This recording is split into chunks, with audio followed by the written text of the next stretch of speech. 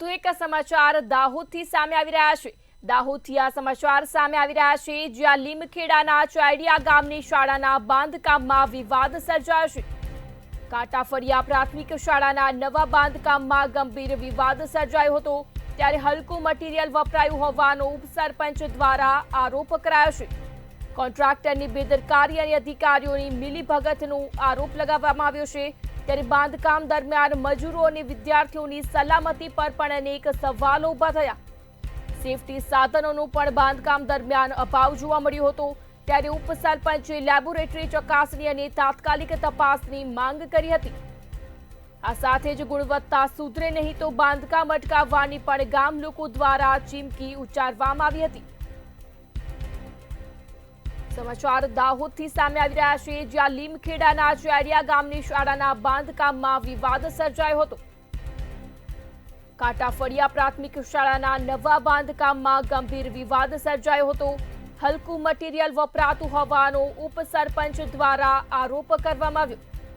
કોન્ટ્રાક્ટરની બેદરકારી અને અધિકારીઓની મિલીભગતનો આરોપ લગાવવામાં આવ્યો। આ સાથે જ બાંધકામ દરમિયાન મજૂરો અને વિદ્યાર્થીઓની સલામતી પર પણ અનેક સવાલો ઉભા થયા। સેફટી સાધનોનો પણ બાંધકામ દરમિયાન અભાવ જોવા મળ્યો છે।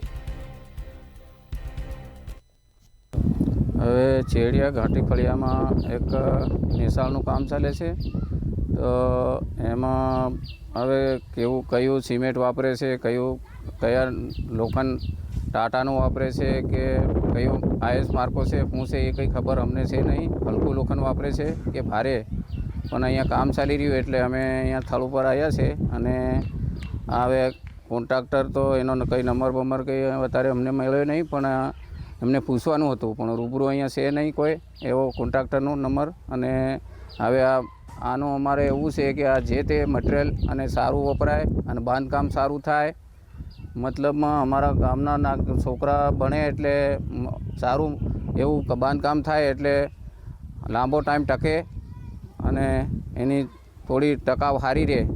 એટલા માટે અમારી એવી અપેક્ષા છે કે ગામ લોકોની કે સારું કામ થાય, સારું મટિરિયલ વાપરે, સારો સિમેન્ટ અને સારા સળિયા, એ બધું મટિરિયલ સારું હોય તો સારું કામ થાય, એવી અમારી માંગ છે ગામ લોકોની।